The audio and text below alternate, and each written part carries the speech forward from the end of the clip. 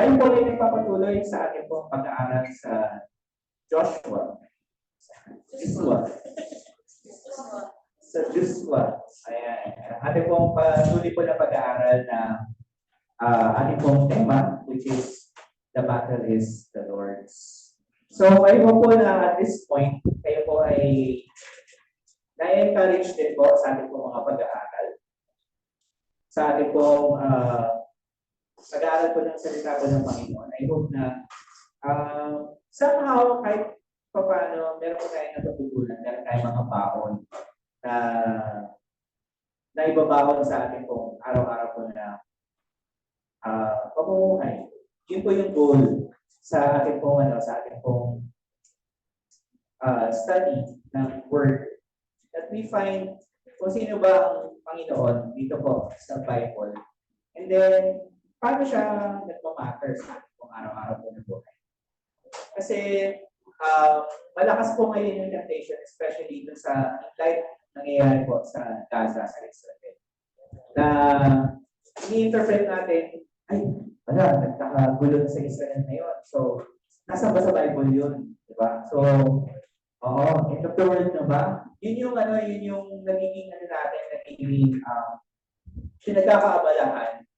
Na binubuksan lang natin yung Bible kapag merong nangyayari. Especially nung nag-start yung pandemic. Nag-start yung pandemic, biglang naglabasan yung mga verses na ay, ito, sinasabi na nandito pala sa Bible na pinag-tip na ganito yung mangyayari. Magkakaroon ng coronavirus. Hindi. Again, paalala po sa atin na the Bible is not a secret po. Katulad ng pinapapanood sa atin sa mga movies. Hindi ito Da Vinci Code. Hindi ito Book of Mormon. Hindi. Siya ganun. But, this is God's message para po sa atin. And hindi sikreto. Ang mensahe po ng Panginoon, binigay niya po ito para po sa atin, para ito ay ating maintindihan, at ito po ay ating namnamin para po mas makilala po natin ang Panginoon. Last week, natutunan po natin what it means to fight for the truth. Diba? Kasi ang mundo, laging gagawa ng sariling version ng katotohanan at ipipilit ito sa atin. Ang katotohanan ng mundo, sinasabi po nila na they're not, hindi lang daw dalawa yung genders. Pero pag nagtingin nga ng t-shirt size, male tsaka female na. So, ano ba talaga? Ano ba talaga yung gender? Pero yun nga, pinipilit ng mundo sa atin na yung concept ng gender, hindi lang daw dalawa. You can identify yourself as a trans, ganito, ganyan. Transformer. Trans-am. Yan. So, pero hindi yun yung sinasabi ko ng Biblia. Sinabi ng Biblia na ang katotohanan is that God created man and woman. Ayun nga eh, actually, nakita natin mismo, recently lang, tayo po ay nasa isang gathering ba? Na yung isang bata, dahil medyo malabot sa kilos, na medyo nag-judge siya kaagad ng sabi, parang dumadami tayo parang ganun agad yung dating. Na all the time, ina-identify sa kanya na ganun siya. Pero hindi eh. Yun yung pilit na inaano sa atin ng mundo, na shape tayo ng mundo in its image. Pero kailangan alam natin kung ano ang tunay na katotohanan. The true truth. Ang tunay na katotohanan, ang Diyos, na siya nakakapagligtas.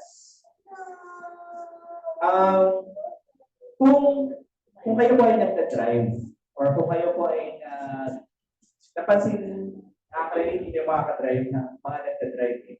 Pero napansin po namin ngayon sa mga nagda-drive, yung dependence ng mga tao sa ways. Na dito ka lang papunta, pero maikutin ka. Tapos nakalagay yung fastest route. Lagi yun yung nangyayari dun sa akin, papunta pauwi sa amin. Binibigay sa akin ng app. Naiikot sa may governor for them, parang pwede naman ako dito doon sa may app na Aldo. Bakit ganon? Ibig sabihin, when we know, parang yun eh, but ang Bible, para siyang Google Maps. Yan. Kailangan hanapin mo yung mga landmarks. Ang pagbasa ng mapa, para makita mo yung pinaka-efficient na daan, hanapin mo yung kung saan ka dadaan, di ba? Yung roads na dadaan mo, yung mga landmarks na makikita mo, para hindi ka nakatingin dun sa screen. Kaso lang, ang marami po sa atin ngayon, nakadepende masyado sa sinasabi sa atin ng screen. Eh, paano kung walang signal? Diba?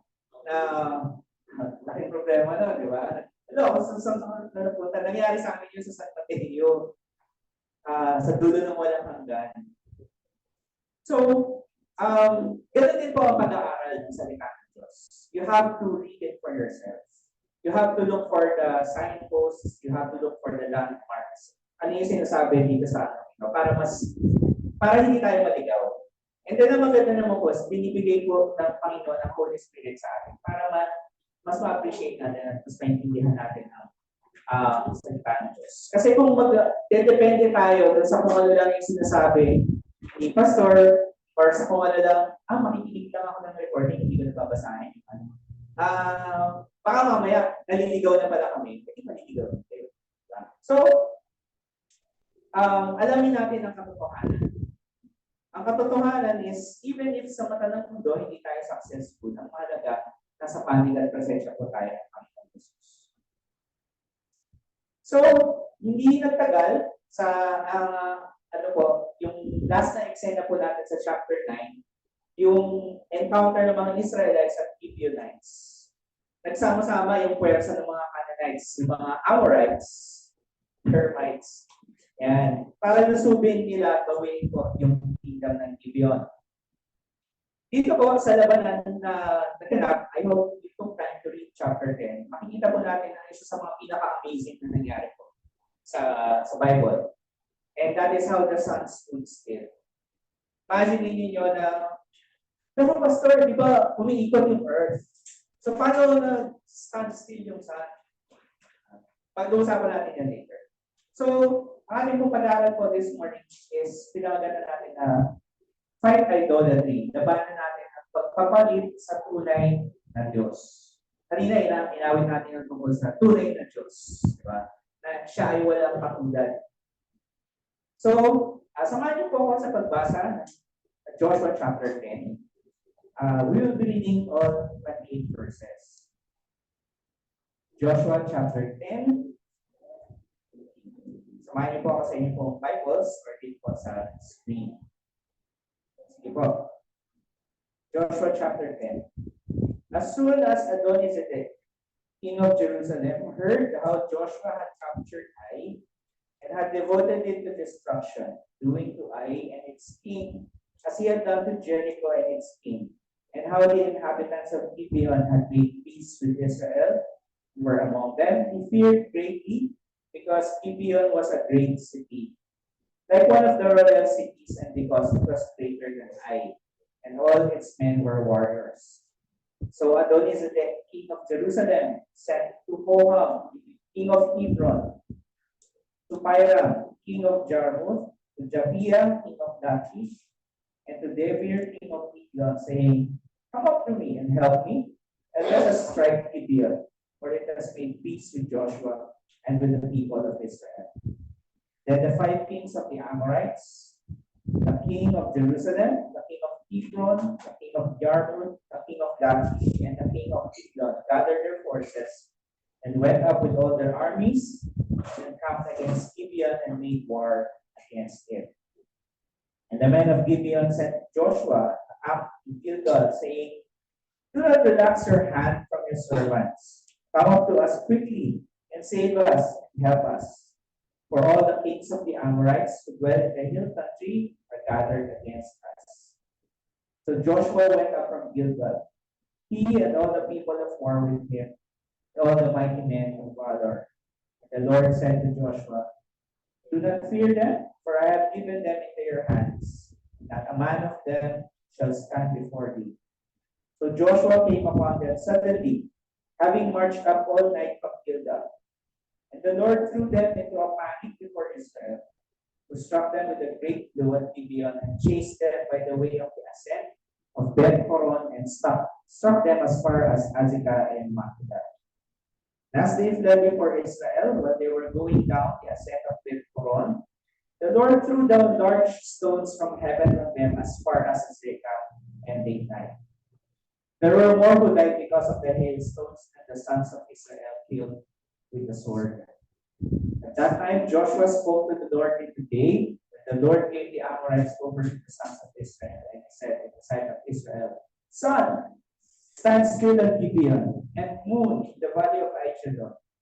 And the sun stood still, and the moon stopped, until the nation took vengeance on their enemies. Is this not written in the book of Jashar? The sun stopped in the midst of heaven, did not hurry to set for about a whole day. There has been no day like it before or since, when the Lord heeded the voice of a man, for the Lord fought for Israel. So Joshua returned, and all Israel went to the camp, killed out. These 5 kings fled and hid themselves in the cave at Makkedah. And it was told to Joshua, the 5 kings have been found hidden in the cave at Makkedah. And Joshua said, roll large stones against the mouth of the cave, set men by it to guard them, but do not stay there yourselves. Pursue your enemies, attack their rear guard. Do not let them enter their cities, for the Lord your God has given them into your hand. When Joshua and the sons of Israel had finished striking them with a great blow until they were wiped out, and when the remnant that remained of them had entered into the fortified cities, then all the people returned safe to Joshua and the camp at Makkedah. Not a man moved his tongue against any of the people of Israel. Then Joshua said, open the mouth of the cave and bring those 5 kings out to me from the cave. And they did so, and brought those 5 kings out to him from the cave, the king of Jerusalem, the king of Hebron, the king of Jarmuth, the king of Lachish, and the king of Ekron. And when they brought those kings out to Joshua, Joshua summoned all the men of Israel, said to the chiefs, the men of war who had gone with him, come near, put your feet on the necks of these kings. Then they came near and put their feet on their necks. And Joshua said to them, do not be afraid or dismayed. Be strong and courageous, for thus the Lord will do to all your enemies against whom you fight. And afterward Joshua struck them, put them to death. They hanged them on 5 trees, and they hung on the trees until evening. But at the time of the going down of the sun, Joshua commanded, and they took them down from the trees and threw them into the cave where they had hidden themselves. They set large stones against the mouth of the cave, which remain to this very day. As for Makkedah, Joshua captured it on that day and struck it, and its king with the edge of the sword. He devoted to destruction every person in it. He left none remaining. And he did to the king of Makkedah as he had done to the king of Gibeon. Salamat po sa Panginoon sa pagbasa ng kanyang salita. So, ayan. Tingnan po natin yung ating background. Kung nanonood po kayo ng The Lord of the Rings, ito po yung original na Battle of the 5 Armies. Kasi 5 sila, di ba? Yung 5 hari ng mga Amorites, nagsama-sama po sila para pagtulungan nila ang Gibeon, di ba? So, dito po sa nangyari po ito, tingnan natin sandali yung storytelling niya para hindi kayo malito. Sabi kasi dun sa verse 15, yung kwento dito, actually yung main na kwento is verses 10 hanggang sa 14. 10 tuloy. Chapter 10 verses 1 hanggang 14. Yun yung pinakabuod ng kwento. Verse 15, sinabi doon, umuwi na si Joshua, bumalik na sila sa Gilgal. Tapos biglang, paano sila napunta sa Makkedah? Paano nangyari yun? Para hindi po tayo malito, minsan di ba pag nagkukwento tayo, nagkwento ka, kasi ganito yun yung nangyayari. So ganito. Tapos nagpunta na sila sa ganito. Ay, bago pala sila nagpunta sa ganito, meron pala ganito. Parang gano'n. So meron siyang, hindi naman nakalimutan ng detalye, pero meron siyang mga details na gusto niya isama dito po sa kanya po pagsusulat. So yung yung verse 15 dito is actually, nandito siya dapat sa pinaka-ending sa verse 43. Okay? So para hindi tayo masyadong malito dun sa chronology ng events. So, yung verses 1 to 4 connected dun sa yung nangyari sa umpisa ng chapter 9 na nagsama-sama yung mga kings para pagtulungan ng Israel. Tapos nung nalaman nila na ang Gibeon kumompe sa Israel, yun yung naging meet siya. Verse 5, pinaligiran nila ang Gibeon. Gibeon is a city on a hill, on the top of a hill. So, pwede natin siyang i-imagine na yung intramuros, palakihin nyo ng mga 3 or 4 na beses. Tapos ilagay nyo sa ibabaw ng Tagaytay. So, walled the city sa ibabaw ng isang bundok. So, parang ganun po ang Gibeon. Tapos, puro Lord of the Rings sa mga Excel na nga doon dito. Oh, Lord of the So, ganun yung nangyari. Pero bago kulong ng Gibeon, nagpadala sila ng messengers, pinuntahan si Joshua sa Gilgal. And then, pinuntahan ni Joshua ang Gibeon para i-rescue sila. Additional details kung mababasa po natin yan mula sa verse 11.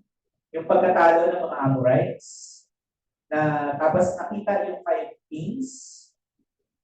Habang nakakulong yung mga 5 kings sa kuweba, sinusundan ng mga Israelites yung mga tumatakas na Amorites until sila ay either mapatay, dalawa na rin nangyari. Either mapatay sila or nakarating sila dun sa mga cities na matataas ang pader. Yung 45 cities na sinasabi dyan. So hindi, kasi sa natin, pag sinabi ng 45, maraming vitamina. Di ba? Hindi yun. Hindi malusog yung city. Ibig sabihin po dito, 45 may pader, may bantay. Okay, so hindi siya basta-basta pwedeng lusugin. So, nandito yun. Hanggang sa 21. And then, medyo gory yung yung pagpatay dun sa 5 kings. Yun nga, sinasabi nga natin simula po ng Joshua. This is a very violent book. So, medyo disturbing, di ba? Yung nangyayari dyan. Pero pag-usapan ko natin yung later. And then,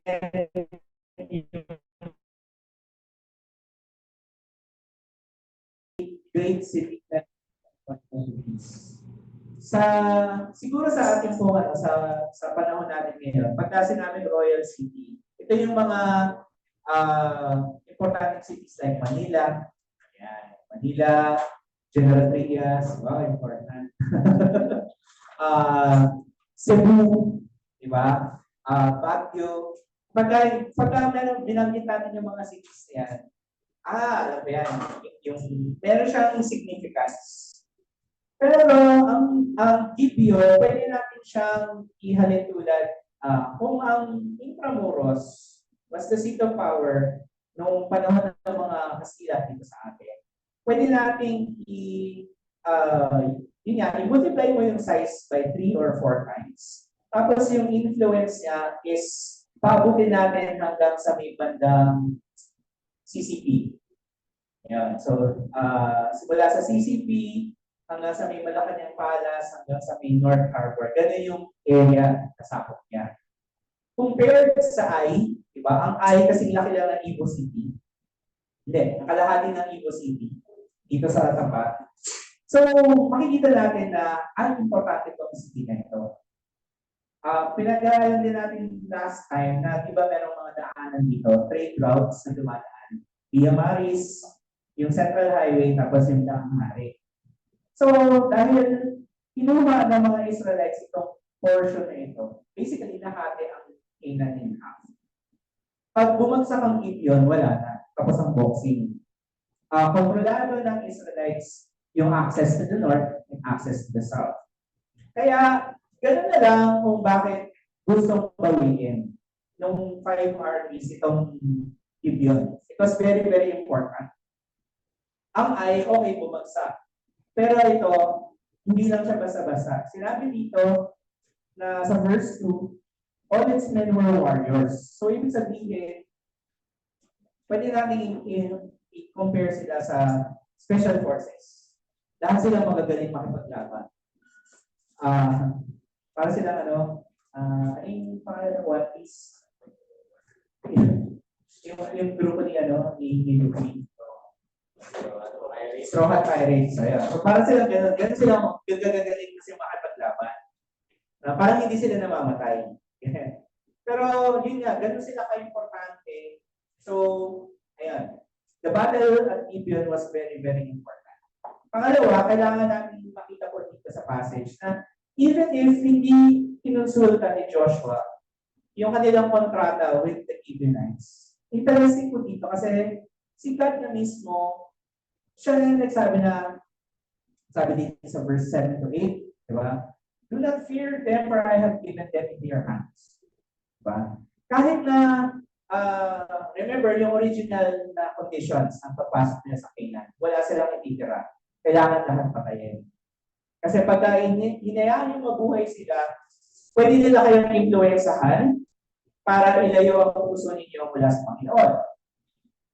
Yung dumating ng mga Gibeonites, sinabi na, ay, totoo sila, galing sila sa ibang sa malayong sige, magkasundo tayo, magkaroon tayo ng kontrata, hindi namin kayo asakihin. Tapos nalaman nila, ay, taga dyan lang pala kayo sa akin, sa SS1 eh. Ganun lang pala kayo malapit sa akin eh. So, nangyari was, even if hindi nila kinonsulta sa Panginoon, diba natutunan natin last time, na all the time, all the while talaga, plano ng Panginoon na i-save ang Gibeonites. And this is what happened. Na kahit na hindi yung kahit na sinimula yung kontrata yun na wala ng pagpapala ng Panginoon. Pero eventually, makikita po natin that it was God's plan all along to save the Gibeonites. Ang ganda na nangyari po dito na si Joshua, he chose to honor the covenant, the contract. Nagmarcha sila buong gabi, 24 kilometers, tapos paahon. So imagine po ninyo, parang mula sa amin sa Westwood 1, magmarcha ka, paakyat papuntang Tagaytay, buong magdamag. Tapos pagdating sa mga, patayan na agad. Diba?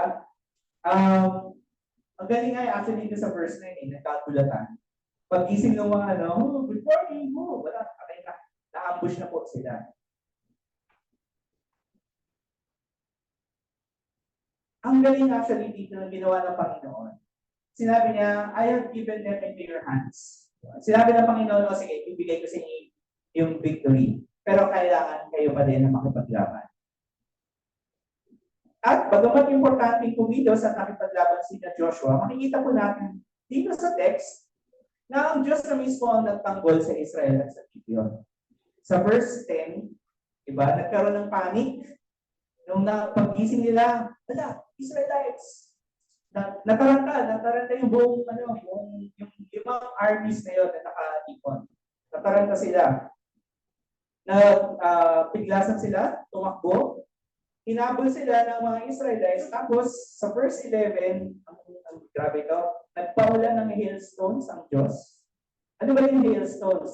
Minsan diba pagka malamig yung ulan, bumabagsak yelo. Pero yung sa atin mga ganyan na kaliliit, hindi kasing laki ng holen. Kasing laki ng holen, medyo natatakot na tayo kasi pwede mabasok yung mga salamin ng kotse natin, diba? Or masasaktan ka na. Pero ito mga ganyan kalaki. At least ganyan kalaki, kasing laki ng kama ko. Imagine niyo, pagka binato ka, saka ka ng ganyan, kahit na anong kapal ng helmet mo, goodbye, Philippines. Diba? So, tapos interesting dyan yung sinabi na mas marami yung napatay dun sa hailstones sa pinagsak ng Panginoon kaysa dun sa napatay ng espada ng mga Israelitas. And then, yun nga, yung pinatigil ng Diyos yung pagdubog ng araw. Tingnan po natin ito kung yung pagdubog na yan. We have to agree that this event really happened. Bakit? When people talk about Joshua 10, ito yung nagiging focus. Na ang galing-galing ng Panginoon, pinatigil niya yung Pero when we think about it, especially yung implications nito sa ating pong panahon na mas moderno na po yung ating pong pag-intindi sa science.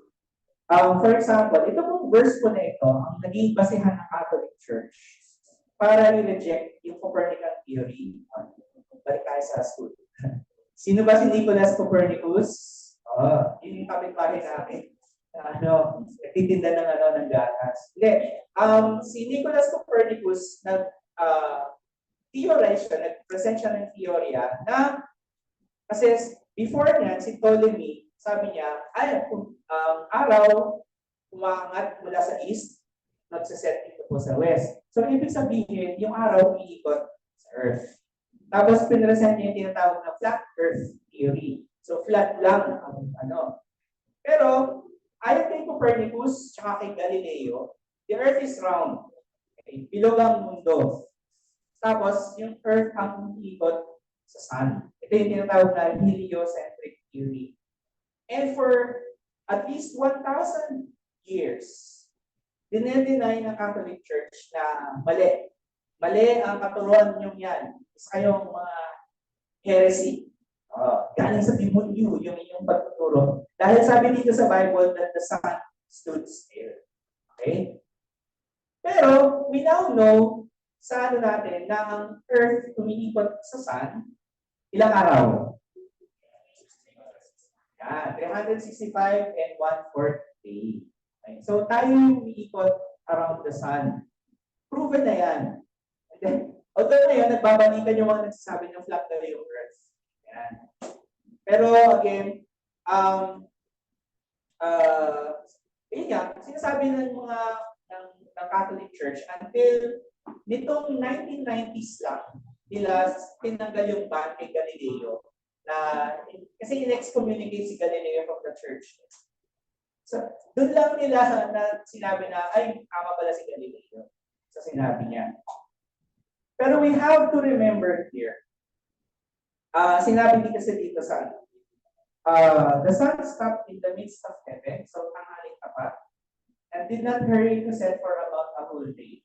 Una, kailangan po natin tandaan na iba ang reckoning ng time ng mga Hebrews nung panahon na yun compared sa time natin ngayon. When we talk about a day, it's about 24 hours.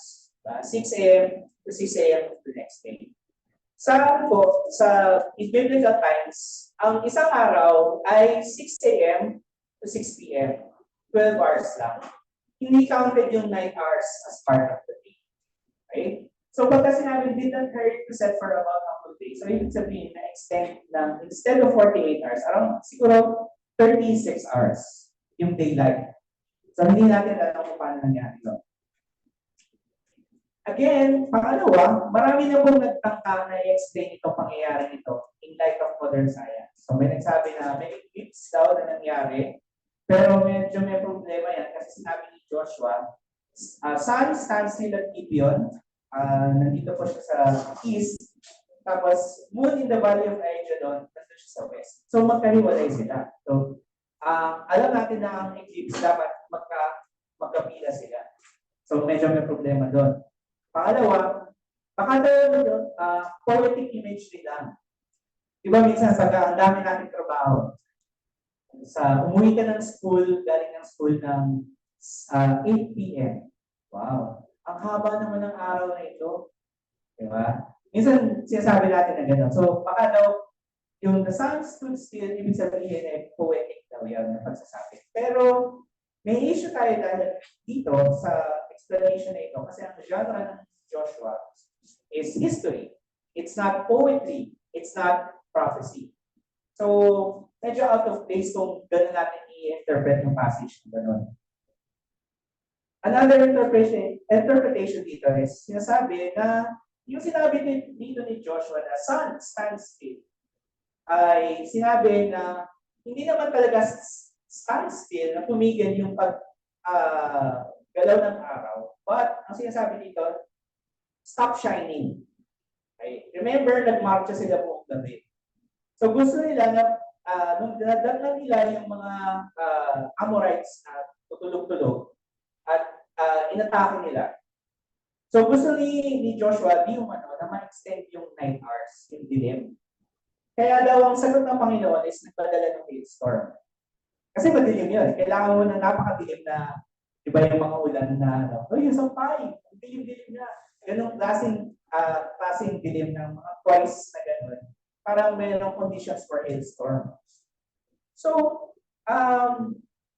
ito ay base sa kanilang interpretation of the Hebrew word, the dom, which is interpreted as to stand still, or to stop, or to be silent.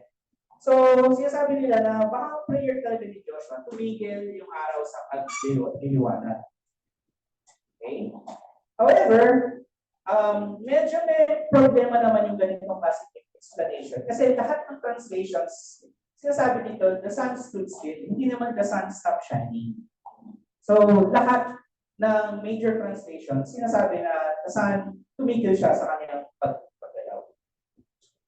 And then, there is also the explanation na nagsasabi na, di ba meron minsan na parang ang tagal yung tipong, ang sais na pero ang liwanag pa. Yun yung isa daw na explanation. Now, ano ba ang explanation po ng pangyayari ito? Ito pong pag-aaral ko ito is hindi ko ubusin yung oras natin trying to explain how this happened. Pero kailangan po natin tanggapin that this happened really. Kasi in the same way that we cannot explain how Jesus turned water into wine. Diba?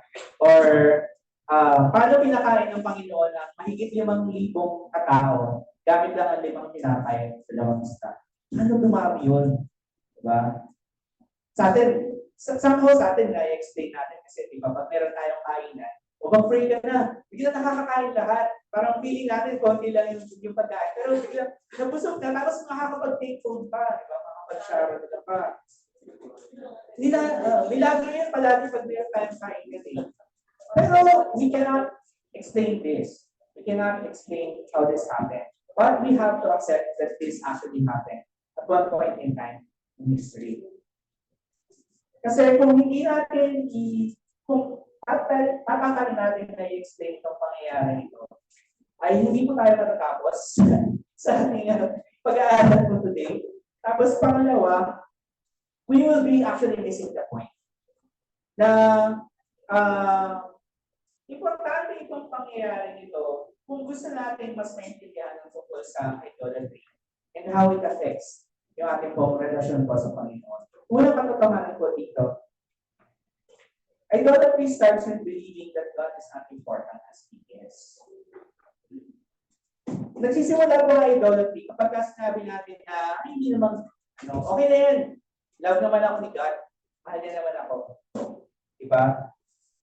Nung pag-aaral ko natin previously, diba? Yung pagsasama-sama ng mga kings of the Amorites, sa kabila ng judgment na nag-aantay sa kanila dahil sa pagdating ng mga Israelites, yung judgment ng Panginoon. Diba? Yung pagsasama-sama nila ay hindi siya self-defense, but we understood this as a rebellion against God. Na hindi namin tatanggapin yung pagkakatol sa atin ng Diyos niyo. Kailangan pagtanggol namin yung amin ng sarili. Unlike Gibeon, sinabi ng mga Gibeonites na alam namin makapangyarihan yung Diyos niyo, kaya kakampi na lang kami sa inyo. Hindi na kami lalaban. Gawin niyo sa amin kung anong gusto niyo gawin. Yung reaction dito ng King of Jerusalem, si Adonizedek, sinabi niya doon sa mga kasamahan niya, ika, bawiin natin ang Gibeon. Kasi importante sa kanila ang Gibeon dahil magbibigay ito ng security, ng kayamanan para sa kanila. Instead na samahan nila ang Gibeon sa pagpanik sa Israelites, mas pinili, mas siniguro ni Adonizedek actually na dadating ang judgment ng Panginoon sa kanila. Sa pagkilos ng 5 kings, nakita natin na mas mahalaga na mabawi nila ang Gibeon kaysa makipagkasundo sila sa Diyos. Diba?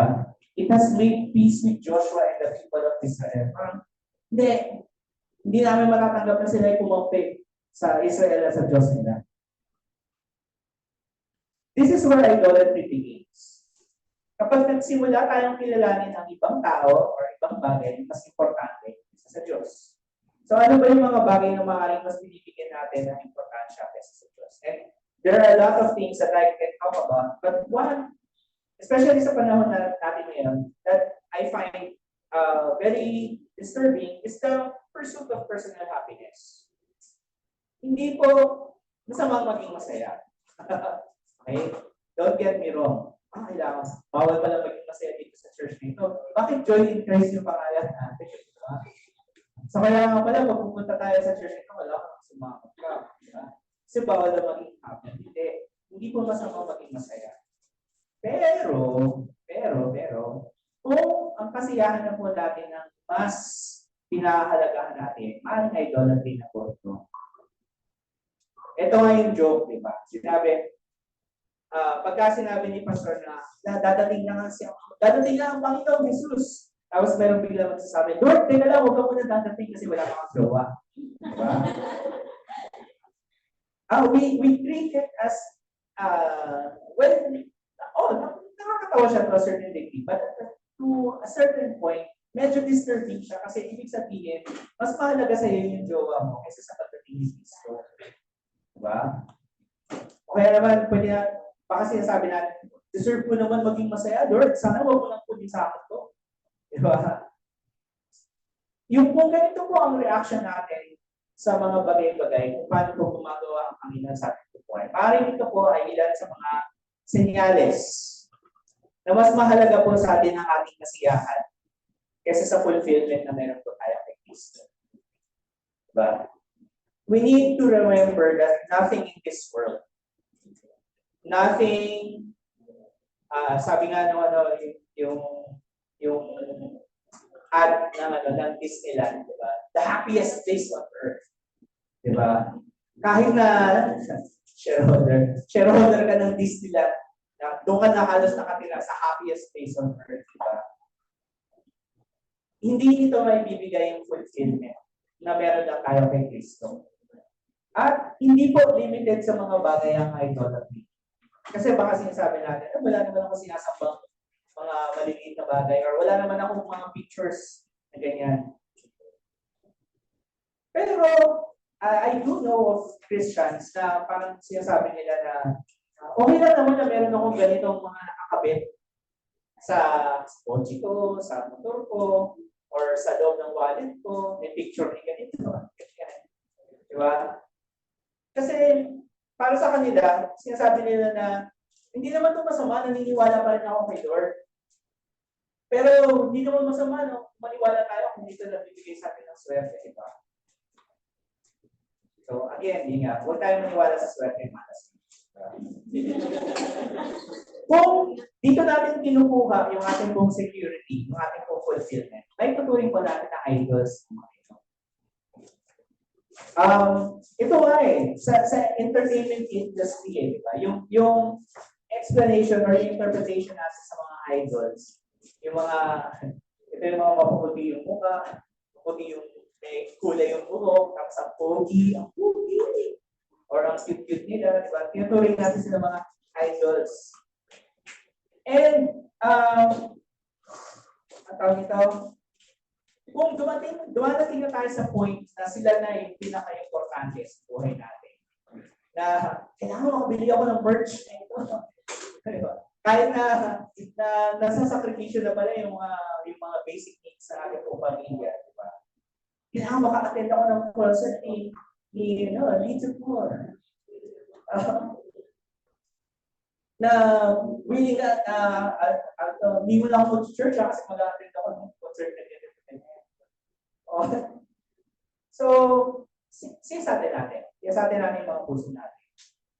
Kung sobrang halaga na sa atin yung ating kasiyahan, pinoprotektahan natin, ginajustify natin ang lahat ng ating ginagawa for our personal happiness, to the point na ang tingin natin sa Diyos, kaya nandiyan ang Diyos para masayahin tayo.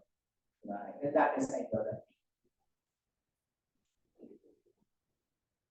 Para labanan po natin ang idolatry, paano ang gagawin natin? Una, we must recognize that we need help. We need help. Diba? Ang Gibeon, sinabi dito sa verse 2, all their men were warriors. So, ibig sabihin, actually, magaling sa pakikipaglaban yung kanilang pwersa. Pero maganda po sa ginawa nila, hindi sila umasa sa kanilang sariling lakas. Talagang sinindihan nila yung mga tax. Go under, Gibeon calls for aid. Hindi sila umasa sa kanilang sariling kakayanan at humili or nagmamadali na sila ay humingi agad ng tulong sa Israel. Hindi dahil sa umaasa sila na malakas ang Israel, but they knew who the God of Israel is. In the same way, para labanan po natin ang idolatry, kinandaanin natin na kailangan din po natin ang tulong ng Diyos para mapagtagumpayan ito. Madalas ginagamit din ng Diyos ang mga kapwa-Kristyano po natin para paalalahanan tayo, keep us accountable, tulungan tayo sa ating struggle against these idols. Tinuturo sa atin simula ng pagkabata na, believe in yourself. Maniwala ka lang, kaya mo yan. True enough, may mga pagkakataon na kailangan din po natin maniwalayan sa sarili natin. Yung confidence, natin po self-confidence, sa sports. Diba? Pag maniwala ka na hindi papasok yung tira, malamang hindi papasok talaga. Diba? Kasi naapektuhan yung yung movement mo eh. So kailangan medyo maniwala ka din sa kakayanan mo. Pero kapag ang usapan na po ay kasalanan, idolatry, kailangan po natin ng tulong. We need to help. Una, kailangan natin si Jesus Christ para iligtas tayo sa ating kasalanan at masiguro na yung ating judgment ay maalis po sa atin sa pamamagitan ng pagkasundo sa Diyos. Pangalawa, kailangan natin si Jesus sa pamamagitan ng kanyang Holy Spirit na pag-uwin po yung puso po natin. Para hindi mahumaling dun sa mga idols na nakikipag-compete sa ating pong desire na makilala po ang Panginoon.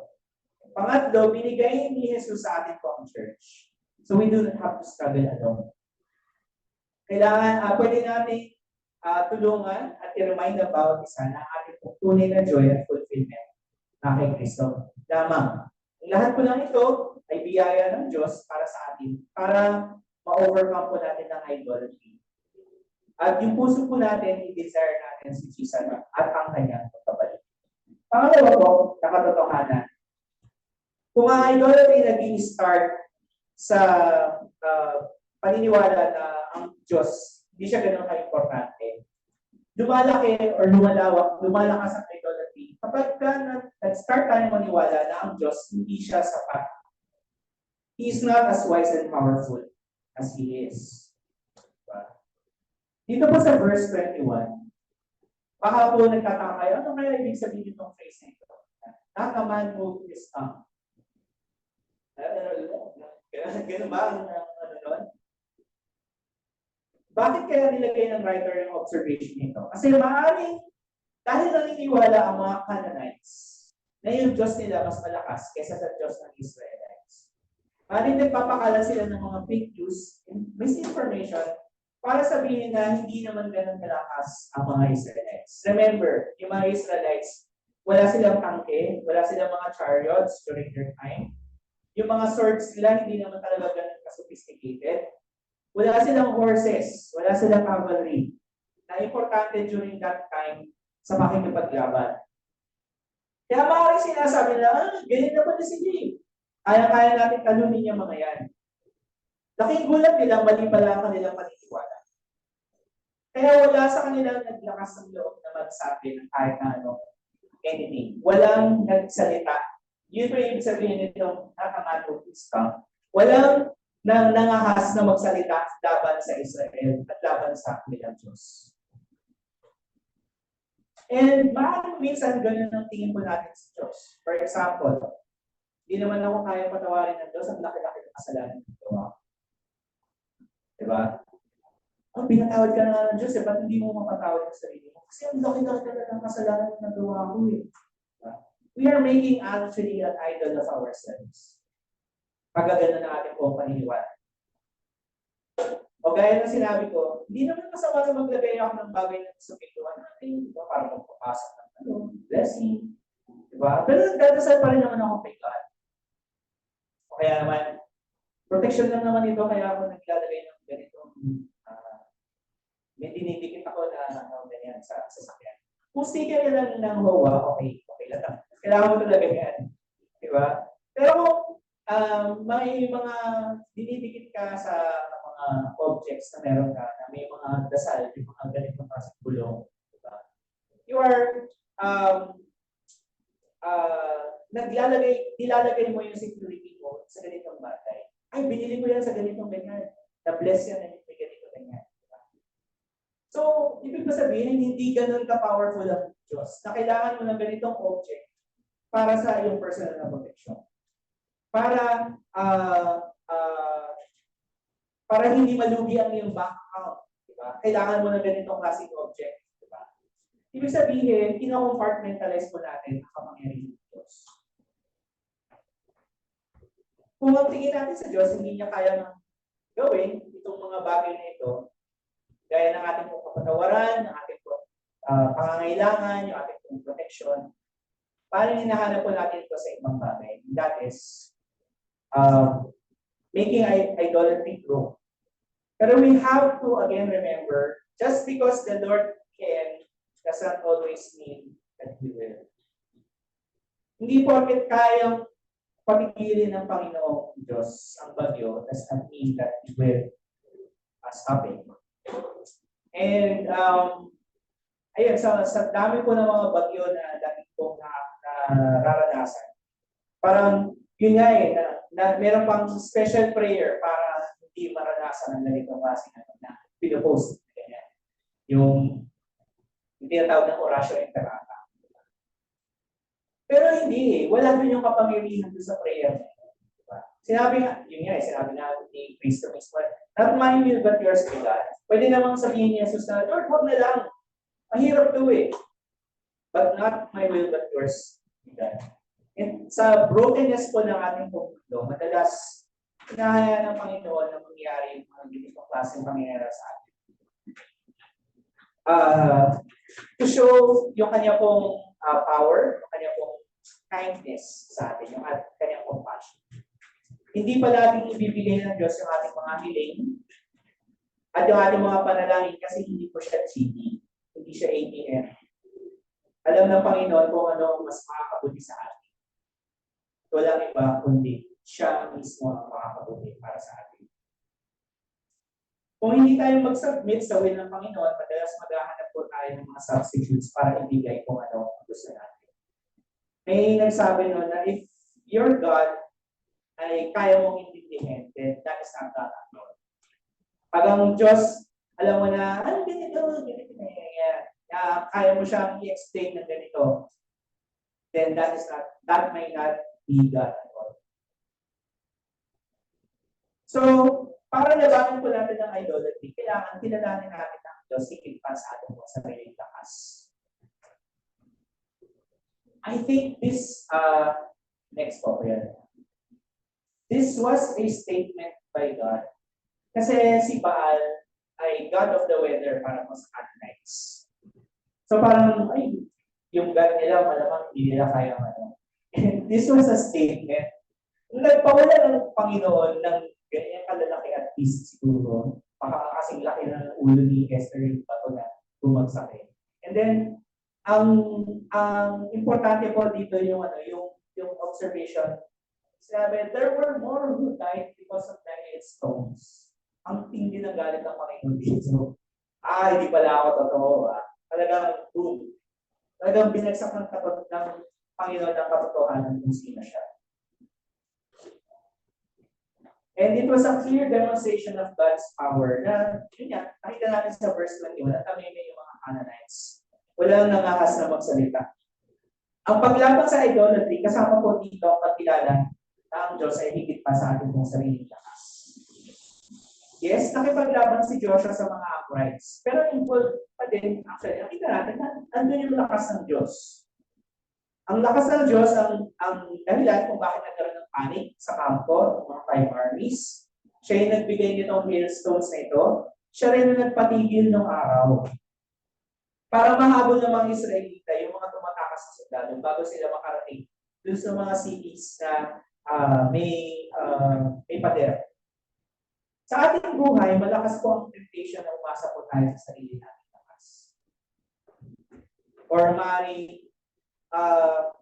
Yung temptation na umasa po tayo na kaya-kaya ng church natin yan kasi marami tayong laman sa ating pong bank account. Minsan pa nga maaaring sinasabi natin na glory to God. Diba? Pero actually, gusto mo na ikaw yung purihin. And I must admit na merong times po na ganun po. Guilty po ako sa ganun klaseng sinasabi ko na purihin ng Panginoon pero gusto mo marinig na galing mo naman, pastor. Diba? Ang gusto talaga natin is tayo po ang makilala. Pero ang paglaban sa idolatry, nangangahulugan na pagkilala ng ating pong kalakasan na nagmumula lang sa Diyos na nagbibigay ng ating pong tagumpay. This means that we have to humble ourselves and recognize na ang Diyos po ang lumikha at siya may authority sa atin. Most importantly, ito po ay pagkilala na si Kristo lang ang may kakayanang magligtas po sa atin. Hindi ito matatapatan ng ating pong anumang good works na ating pong gawin. Yung pagsisimba po natin, yung ating pong pagkakawang gawa, kahit na maganda po ang lahat ng ito, hindi natin matatapatan ang kabutihan po ng Diyos. Para labanan natin ng idolatry at ang paniniwala sa ating sarili righteousness, kailangan po kilalanin natin na lakas natin ang ating pong authority ay nagmumula lamang sa Diyos sa pamamagitan ng Yesu Cristo. Pangatlong katotohanan po, na nice point pabawan sa atin, idolatry ends kapag sinabi ng Panginoon na tama na. Guaranteed yung tagumpay po ng mga Israelites kasi sinabi ng Panginoon na I will give them into your hands. Sinabi ito ng Diyos kasi hindi dahil sa siguro mo mangyayari ito. Di ba? But God spoke because He has authority. Kalooban niya na magtagumpay ang mga Israelites dapat sa Amorites during this time. Kapag sinabi ng Diyos na wawakasan niya ang idolatry, gagawin niya ito. And He actually did. 2,000 years ago, sinabi ng Panginoong Jesus, habang siya po ay nakasabit sa krus, sinabi niya, it is finished. Natapos na. Yes, existing pa rin ang idolatry hanggang sa ating po panahon ngayon. Pero dahil kay Kristo, hindi na po tayo kailangan makulong sa ating pong idolatry. Pwede po natin itong pagtagumpayan. So this means, kung gusto natin pagtagumpayan ng idolatry sa ating pong buhay, kailangan kilalanin natin at tanggapin ang sinabi ni Jesus Christ. Hindi tayo yung magsasabi ng I have no more idolatry, di ba? Hindi tayo yung sa ating pong salita. Ang mga salita ni Jesus hindi mantra, hindi spell, para maging maganda ang buhay natin at walang problema. So when we say that we are to claim victory in the Bible, in the biblical sense, ibig sabihin po nito, manalig tayo sa salita ng tagumpay ni Kristo sa krus. Para mapagtagumpayan natin ng idolatry at iba pang mga kasalanan ng binila at tumibigil sa atin.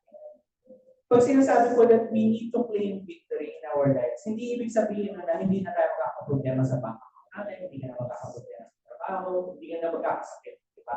Hindi yun. That is a false view na itinuturo din po sa atin ng mundo. To claim victory means that we have that victory in Christ over sin, over death, over idolatry. Makakaasa po tayo na ito ang kalooban ng Diyos sa atin.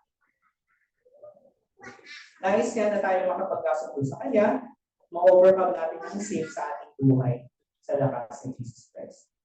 So, tandaan po natin, para labanan natin ang idolatry, kailangan kilalanin natin at paslangin or isubo ni Kristo yung ating mga idols. Yung eksena po dito sa hindi dapat for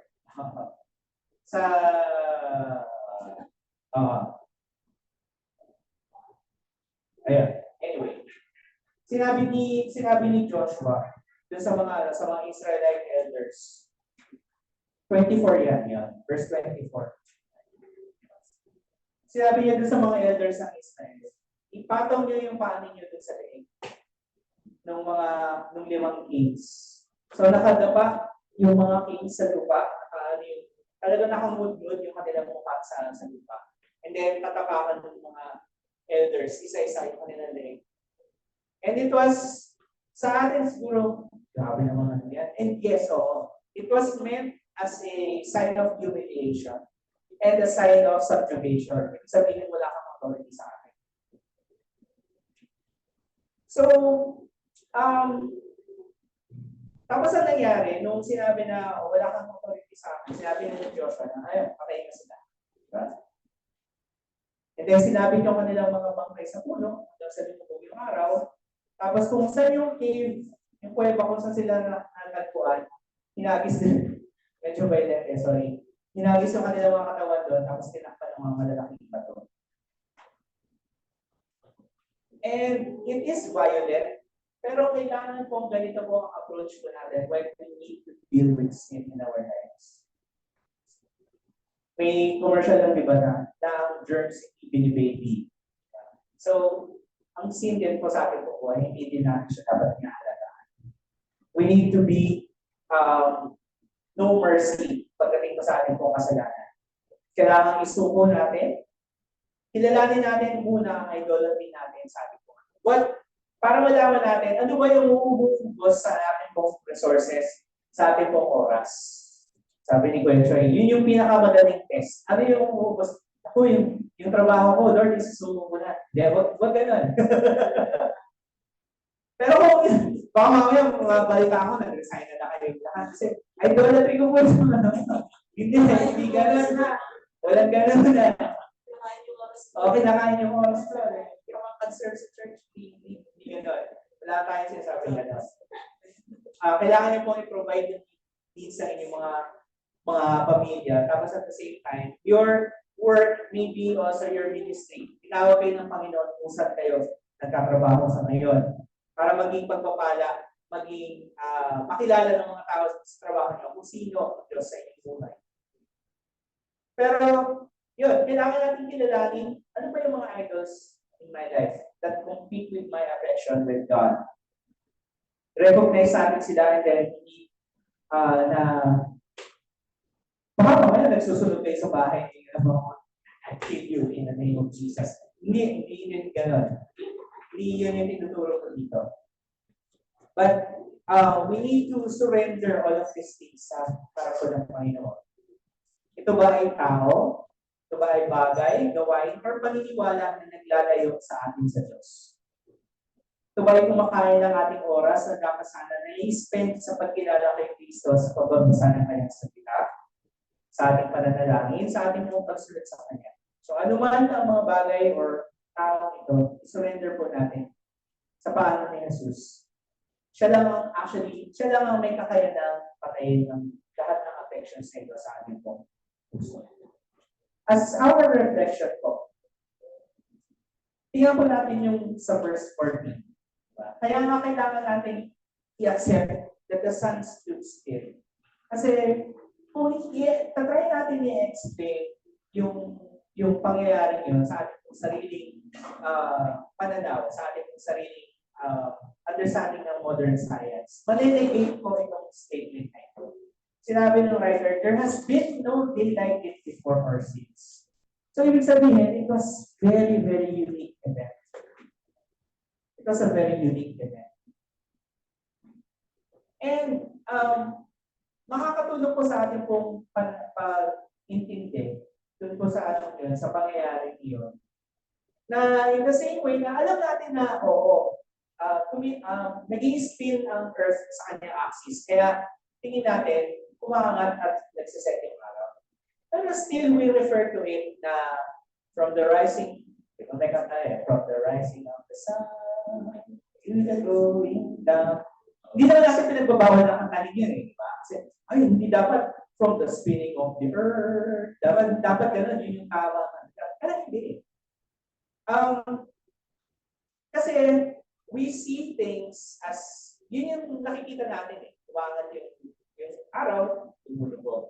Pero it does not negate the fact that the earth actually spins on its axis. So, kahit hindi natin kaya ni-explain na ganito kung paano pinatigil ng Diyos ang araw. Kasi pag tumigil ang pag-ikot ng mundo, di ba? Pag kakaroon ng globe ng catastrophe, mawawala yung atmosphere natin, magkakaroon pa sa I-research nyo lang yan. Pero it does not diminish the fact na hindi kaya gawin ng Diyos yun. Kasi pag tinry natin i-explain, maaaring mawala yung wonder na, ang galing kaya gawin ng Diyos yun. When we try to understand things from our own perspective, nababawasan yung ating pong pagkamangha, yung ating pong wonder kung sino po ang Diyos. Pero alam niyo po kung ano pang mas amazing. Huwag tayo masyadong ganyan pinatigil na ito sa araw. Actually, yung mas amazing po dito sa nangyari po. The Lord heeded the voice of a man. That is the miracle of the battle of Gibeon. Pinakinggan ng Diyos ang hiling ni Joshua na tumigil ang araw para bigyan sila ng liwanag at makalaw ng mga Israelites ang kanilang laban. Sa maikling verse po na ito, we see here the truth. It's a small verse, but it's a big truth that God listens. And when we come to the realization that God listens sa ating mga pinagdadaanan, sa ating mga pinaka desire sa ating puso, makakatulong po sa atin yan para labanan ang idolatry. Kasi idolatry starts when, I think hindi aksidente na idolatry sounds like adultery. Diba? Sa mag-asawa, pagka nag-start na, hindi naman ako pinapansin eh. Hindi naman ako inuhugas, hindi naman siya naghuhugas ng plato, hindi naman ako minamasahe, hindi naman ako sinusurprise pag birthday ko. Diba? Pag nag-start na naggadon, tayong maniniwala, feeling natin hindi na tayo mahal ng asawa natin. Diba? And that is when we try to find affection from other people. Nandun natin kukunin yung validation natin, ay, mahal ako nito kasi ganito ginagawa niya para sa akin. And that is how adultery starts. Idolatry starts as much in the same way. Para feeling natin na, ay, nanalangin ako sa Panginoon na hindi niya naman dininig yung panalangin ko, sa iba na lang ako lalapit. Diba? Maghahanap na lang ako ng iba. Hindi naman pala kaya ng Diyos niyo yun eh. Praise the Lord, tapos wala naman. Hindi naman pala matutulungan natin. Yung author po na si C.S. Lewis, siya po ay around 7 or 10 years old, nanalangin siya, Lord, pagalingin niyo po yung nanay ko po kasi mamamatay na po siya. And then after a few days, namatay yung nanay niya. So sabi niya, hindi pala totoo ang Diyos. So, mula sa kanyang pong pagkabata, hanggang sa siya po ay tumanda, sinabi niya na all his life, he dedicated himself proving that God was not real, that God does not exist. Ang nangyari, sa kanyang pong pag-aaral ng Bible, kasi syempre, professor of literature kailangan pag-aaralan ng Bible, yung text ng Bible. Yung mga Hebrew scrolls and all of that. Nabaliktad. Sabi, ay, totoo pala. Kasi pag it's either just because we believe in God does not mean that all our problems will go away. So, kailangan maging secure po tayo sa katotohanan na that God listens. If we want to fight idolatry, panghawakan po natin yun. God listens to you.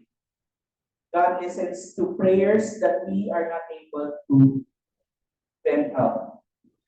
Yung iiyak ka na lang sa isang tabi, ay intindihan ka ng Panginoon. Ikaw ay nalulungkot, meron kang pinagdadaanan, umiiyak ka sa Panginoon, siya po ay nakikinig sa atin. Tayo ay nagsasaya, tayo po ay nagtiliwang, gusto natin magpasalamat sa Panginoon, siya po ay nakikinig sa atin. Kung nais natin na sagipin tayo ng Diyos mula sa anumang idolatry, pwede po tayong lumaing sa Kanya. Pwede tayong lumapit sa Kanya at makakaasa tayong pakikinggan na tayo at tutulungan ng magtagumpay. So, hilingin po natin sa Kanya na bigyan niya tayo ng bagong puso na tumitibok para lang kay Kristo. Kung kailangan natin ng kaligtasan, pwede tayong humingin sa Kanya. Hindi po siya madamot. Makakaasa tayo na hindi niya tayo ibiguin. As a parting word po para sa atin, kilalanin natin na ang Diyos lang ang pinakamakapangyarihan at may mapagbigat sa atin. Siya lang ang may kakayanang iligtas tayo sa ating mga kasalanan.